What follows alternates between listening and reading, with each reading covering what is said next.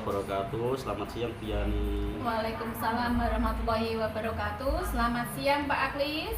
Bagaimana kabarnya siang ini Bu Yani? Alhamdulillah baik Pak Aklis. Pak Aklis bagaimana kabarnya? Ya, alhamdulillah Bu, meskipun cuacanya siang panas, kita tetap diberi kebaikan oleh Allah. Oke Bu Yani, sebelum kita melakukan kegiatan coaching pada kesempatan siang hari ini, ada beberapa pertanyaan yang akan saya tanyakan kepada Bu Yani. Siap Bu Yani?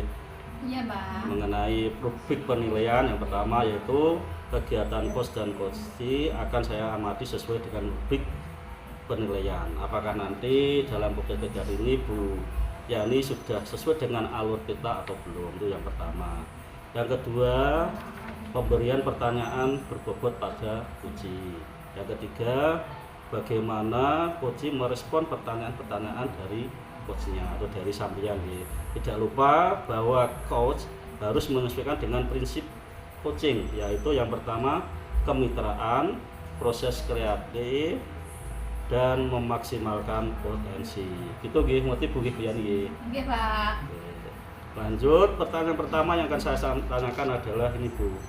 Kompetensi apa yang akan Ibu kembangkan pada coaching kali ini? Baiklah. Kompetensi yang ingin saya kembangkan yaitu yang pertama kehadiran penuh atau presence, kemudian mendengarkan aktif dan mengajukan pertanyaan yang berbobot Pak. Oke, terima kasih. Dari ketiga kompetensi tadi, apa yang akan dengan kembangkan lebih spesifik lagi itu yang mana dari ketiga tadi itu? Baiklah, dari ketiga kompetensi tersebut yang ingin saya kembangkan yaitu mendengarkan aktif dan mengajukan pertanyaan yang berbobot Pak. Terima kasih. Yang terakhir Bu, kita tambah satu lagi pertanyaan, yaitu indikator bagaimana yang diinginkan oleh Bu Yani dalam proses coaching kali ini. Ya, saya ingin coach saya menemukan solusi dari permasalahannya Pak. Kemudian juga menemukan langkah-langkah dalam mengatasi permasalahannya. Oke, terima kasih Bu Yani. Demikian Ibu percakapan kita kali ini untuk pra observasi. Silakan nanti Bu Yani melakukan proses coaching dengan Bu Zul ya. Nah, dengan Bu Zul. Oke, terima kasih atas waktunya Bu Yani. Monggo nanti dilaksanakan dengan sebaik-baiknya untuk coaching bersama Bu Zul. Baik Pak Aklis, terima kasih atas kesempatannya. Selamat siang Bu Yani. Selamat siang Bu Zul, bagaimana nih kabarnya hari ini? Alhamdulillah baik Bu Yani. Baiklah Bu Zul, saya perhatikan dari tadi Bu Zul kelihatannya kok murung sekali ya. Tidak seceria dan tidak semangat seperti biasanya. Biasanya kan ceria, semangat, full senyum. Kalau boleh tahu ada masalah apa ya Bu? Boleh cerita sama saya? Iya Bu, sebenarnya itu saya mempunyai sebuah masalah yang saya bingung dan ragu akan mengutarakannya. Permasalahan ini dengan siapa? Menceritakan masalah ini dengan orang lain. Kira-kira Bu Yani ada waktu enggak ya untuk mendengarkan curhatan saya? Oh, insya Allah saya siap Bu. Lagi pula hari ini saya ada jam kosong. Alhamdulillah ya Bu, masalah yang saya anggap berat di dalam pembelajaran setiap hari. Oh, coba ceritakan saja sama saya Bu. Saya itu kan mengajar di kelas 2 Bu. Oh, kelas 2. Kemudian ada apa dengan anak kelas 2 ya Bu ya? Di dalam kelas masih banyak siswa yang kurang dan belum bisa membaca dengan lancar. Ada pula yang memang belum bisa membaca dan tidak antusias dalam pembelajaran. Intinya, di dalam satu pembelajaran dalam kelas saya mempunyai sebuah permasalahan yang menjadi kendala pembelajaran, sehingga saya merasa pembelajaran sulit untuk dilaksanakan sesuai dengan materinya. Sudah saya ajari membaca tetapi masih belum bisa. Apalagi kalau bersamaan dengan menulis, malah tambah sulit lagi saya menanganinya. Oh, jadi menurut Bu Zul, apa yang Bu Zul harapkan dari curhatan kita siang hari ini? Saya harap saya bisa membantu murid saya yang belum atau tidak bisa membaca agar bisa membaca dengan lancar, sehingga tidak tertinggal dengan teman satu kelasnya. Begitu Bu Yani. Baik Bu Zul, keterampilan membaca memang sangat penting dimiliki oleh seorang peserta didik, karena keterampilan membaca merupakan salah satu cara untuk mendapatkan ilmu dan pengetahuan. Kemampuan membaca merupakan dasar untuk menguasai berbagai bidang studi. Menurut Bu Zul, hal apa saja yang membuat peserta didik belum bisa membaca? Saya masih mengalami kesulitan dalam siswa ya Bu, masih mengalami kesulitan dalam mengeja huruf, kesulitan dalam membedakan huruf, kesulitan mengeja kata, dan masih terbata-bata dalam membaca kalimat, jumlah kalimat. Berarti mungkin banyak faktor yang menjadi penyebab siswa kesulitan membaca ya Bu ya? Iya Bu, ada beberapa faktor yang bisa menyebabkan siswa mengalami kesulitan dalam membaca. Nah itu coba disebutkan apa saja penyebabnya ya Bu kira-kira? Nah, salah satunya adalah minat dan motivasi. Siswa yang tidak memiliki minat dan motivasi untuk membaca akan kesulitan melakukannya. Apakah ada faktor lain lagi Bu yang menyebabkan siswa tidak bisa membaca? Ada Bu, yaitu keterampilan dasar membaca. Siswa yang belum menguasai keterampilan dasar membaca seperti mengenal huruf, memahami bunyi huruf, atau menggabungkan bunyi-bunyi huruf menjadi kata-kata. Yang nomor 2 adalah kesulitan membedakan huruf vokal. Siswa yang mengalami kesulitan membaca akan kesulitan membedakan huruf-huruf vokal itu. Baik Bu Zul, coba dilihat lagi bagaimana lingkungan keluarganya, kemudian keadaan ekonomi orang tua, dan suasana belajarnya. Iya Bu, itu juga merupakan salah satu faktor yang menyebabkan peserta didik tidak atau belum bisa membaca. Karena keluarga yang harmonis menjadi salah satu faktor terpenting untuk perkembangan anak. Sedangkan keadaan ekonomi orang tua bisa menjadi salah satu faktor penyebab siswa mengalami kesulitan membaca. Karena orang tua peserta didik tidak sempat mempelajari anaknya di rumah, dikarenakan orang tua sudah lelah dalam bekerja. Akhirnya anaknya tidak terurus belajarnya. Begitu ya Bu ya. Bagaimana dengan suasana belajarnya Bu? Saya kira suasana belajar sudah mendukung, karena saya sudah menggunakan bahan ajar, metode pembelajaran, dan alat peraga yang memadai. Siswa yang sudah bisa membaca bisa mengikuti pembelajaran dengan baik, dan saya memfokuskan kepada peserta didik yang memang belum atau tidak bisa membaca itu dulu. Kemudian bagaimana imbasnya jika peserta didik itu kesulitan membaca dengan kegiatan pembelajaran ibu sehari-hari? Ketika siswa mengalami kesulitan dalam membaca, maka siswa akan tertinggal dengan siswa yang lainnya. Selain itu, siswa merasa terbebani dengan apa yang ditugaskan oleh guru, dikarenakan siswa yang berkesulitan dalam membaca tidak mampu mengikuti instruksi gurunya. Ketinggalan inilah yang nantinya membuat siswa tidak mendapat nilai sesuai dengan KKM. Begitu. Nah, dari pengamatan Bu Zulaika selama ini, apa karakteristik siswa yang kesulitan membaca Bu? Kalau dilihat dalam keseharian pengamatan saya, karakteristik siswa yang belum bisa membaca adalah gerakan ketegangan. Mereka akan merasa tegang, gugup, dan kesulitan berpikir ketika guru meminta siswa membaca.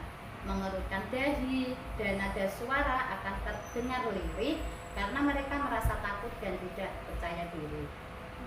Jadi karakteristik anak yang belum bisa membaca seperti itu ya Bu.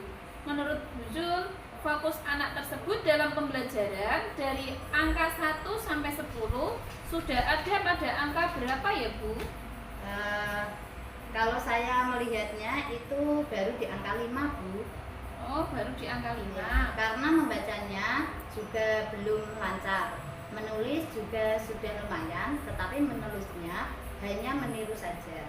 Saya pernah coba anak tersebut dan saya kasih soal secara lisan. Kalau pas dia fokus atau memperhatikan juga dia bisa.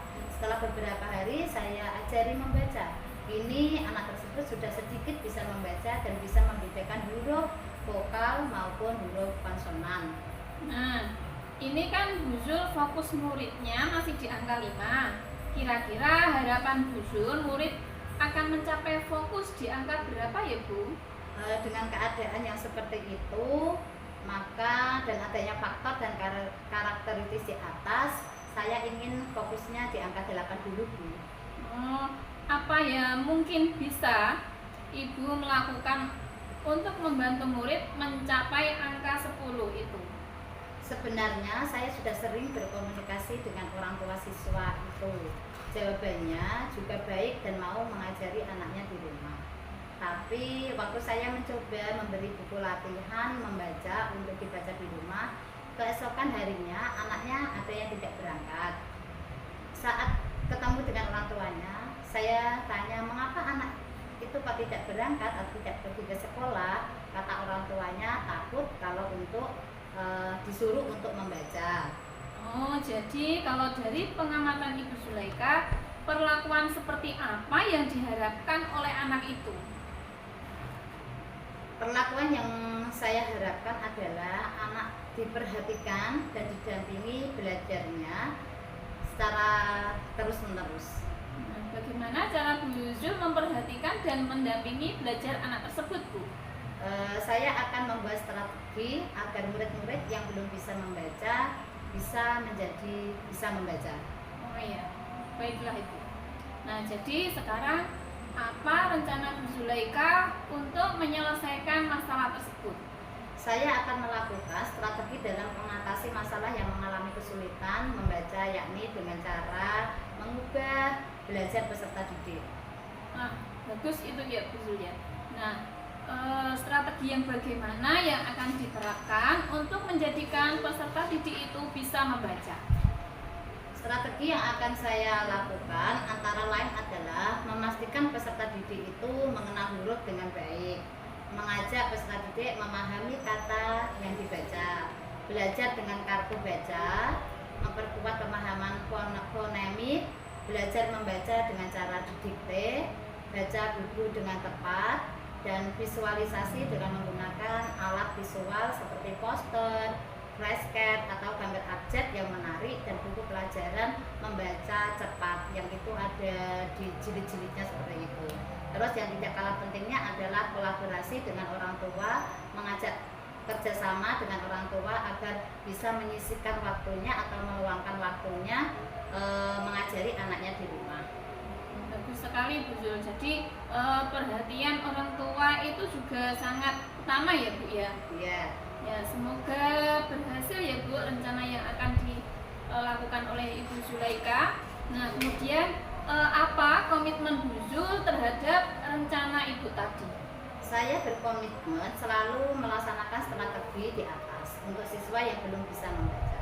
Saya akan melakukan pembelajaran dengan pengelolaan kelas yang bagus dengan siswa yang sudah bisa membaca, sehingga anak yang sudah bisa membaca tetap belajar dengan kondusif.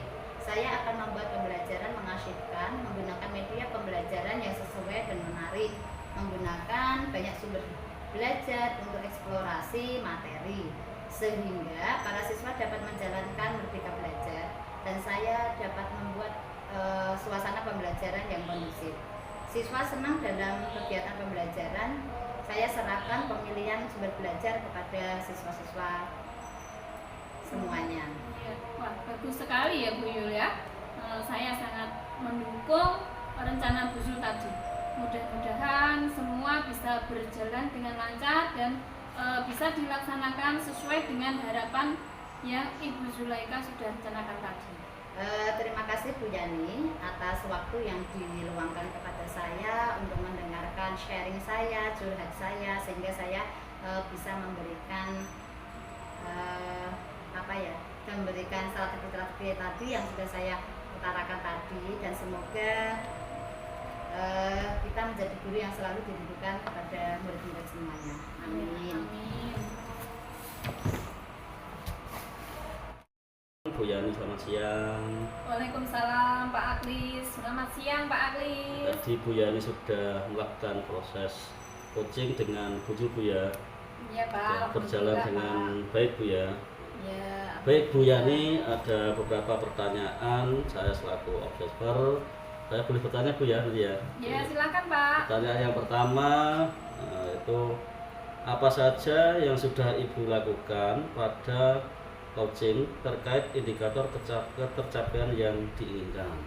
Nah pada coaching tadi saya sudah melakukan melalui alur Tirta Pak, yaitu menanyakan tujuan umum, kemudian identifikasi masalah, tadi juga ada rencana aksi dan tanggung jawab. Nah, melalui alur tersebut, coach bisa menceritakan permasalahan dan menemukan solusi-solusinya. Baik Bu Yani, ya, menurut pengamatan saya sebagai observer memang sudah sesuai dengan Tirta Bu Yani ya. Jadi yang dilakukan Bu Yani sebagai coach, kemudian Bu Jul sebagai coach sudah melakukan alur Tirta, sudah sesuai pengamatan saya. Beliau sudah memberikan pertanyaan-pertanyaan yang berbobot, kemudian sehingga Bu Zul bisa menemukan solusi dari permasalahan yang dihadapinya. Di coaching ini sudah sesuai dengan prinsip coaching ya Bu ya. Itu ya Bu ya. Iya Pak. Oke, yang terakhir Bu, ada satu pertanyaan lagi. Ya. Kompetensi apa lagi yang ingin dikembangkan berdasarkan hasil melakukan coaching yang barusan Ibu lakukan tadi?